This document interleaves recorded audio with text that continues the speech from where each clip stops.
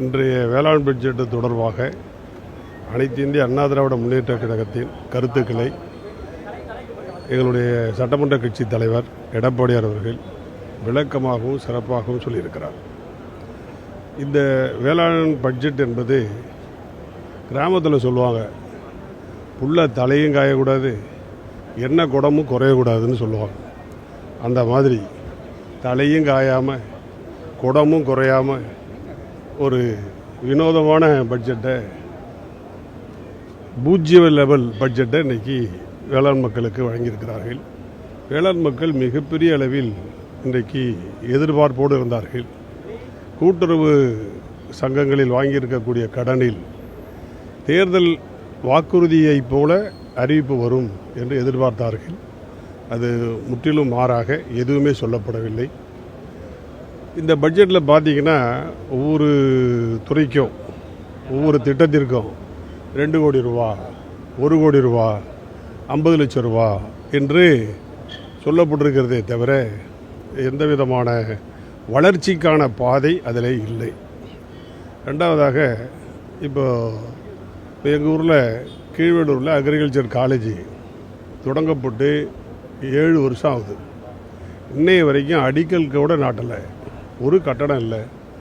முதல் வருஷத்து பிள்ளைங்க மட்டும்தான் அங்கே படிக்குது. அடுத்த வருஷத்து பிள்ளைங்க எல்லாரும் தஞ்சாவூரில் ஈச்சங்கோட்டைக்கு அனுப்பப்படுறாங்க. அதுக்கு கூட எந்த விதமான நிதி ஒதுக்கீடோ கட்டமைப்பு வசதிகள் ஏற்படுத்தப்படும் என்றோ எதுவுமே இல்லை. இப்போ பார்த்தீங்கன்னா கோயம்புத்தூர் வேளாண்கள் பல்கலைக்கழகத்தில் படிக்கிற மாணவ மாணவிகளுக்கு ஹாஸ்டல் வசதிக்காக 10 கோடி ரூபா கொடுக்குறேன்னு சொல்கிறாங்க. இதுதான் மாணவர்களுக்காக இந்த அரசு இந்த பட்ஜெட்டில் சொல்லியிருக்கக்கூடிய தொகையை மொத்தமே அவ்வளவுதான், எதுவுமே இல்லை. அதாவது உணவு தேவை என்பது மிக மிக மிக அவசியமானது. பணத்தை யாரும் சாப்பிட முடியாது, உணவு தான் சாப்பிடணும். உணவை தரக்கூடியது வேளாண்மை. இந்த வேளாண்மை என்பது இரு கண்களை போன்றது. இதற்கு இந்த அரசு கண்டுகொள்ளாத ஒரு நிலை இருக்கிறதே தவிர, கண்டுங்காணாமல் போயிருக்கிறார்களே தவிர இதற்கு விரிவான விளக்கமான தேவையான உதவியை அல்லது இதற்கான சிறப்புகளை இந்த பட்ஜெட்டில் காட்டவில்லை, கொண்டு வரவில்லை.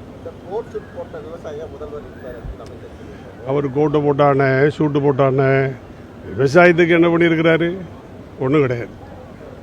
அவர் கோட்டு போட்டுட்டு வரட்டும், இன்னும் வேணாலும் தங்க கிரீடம் கூட வச்சுட்டு வரட்டும், அதை பற்றி பரவாயில்ல.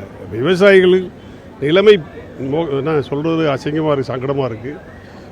பிச்சை எடுக்கிற சூழலுக்கு விவசாயிகள் தள்ளப்பட்டிருக்கிறார்கள். என்ன இருக்குது புதிய திட்டம்? என்ன இருக்குது புதிய திட்டம் சொல்லுங்கள். நெல்லுக்கு ஏதாவது புதிய திட்டங்கள் இருக்கா? ஏதாவது ஆராய்ச்சிகள் செய்ய போகிறோன்னு சொல்லியிருக்காங்களா? புதிய ரகங்கள் கொண்டு வர போகிறோன்னு இருக்காங்களா? குறைந்த கால விதைகள் கொண்டு வர போகிறோன்னு சொல்லியிருக்காங்களா? வீரிய வித்துக்கள் தரப்போகிறோன்னு சொல்லியிருக்காங்களா? என்ன சொல்லியிருக்காங்க? எதுவுமே கிடையாது, ஒன்றுமே இல்லை.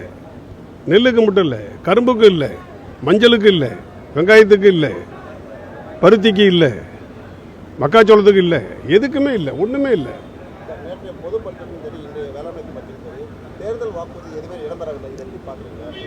அதை தான் நாங்கள் சொல்கிறோம். இப்போ தேர்தல் வாக்குறுதியில் எங்களுடைய பொதுச் செயலாளர் சிறப்பாக அங்கே சொல்லியிருக்கிறாங்க, அது உங்களுக்கு தெரியும். எதுவுமே இந்த தேர்தல் வாக்குறுதிகள் சொல்லப்பட்ட வாக்குறுதிகள் எதையுமே முதல் பட்ஜெட்டில் கொண்டு வரவில்லை.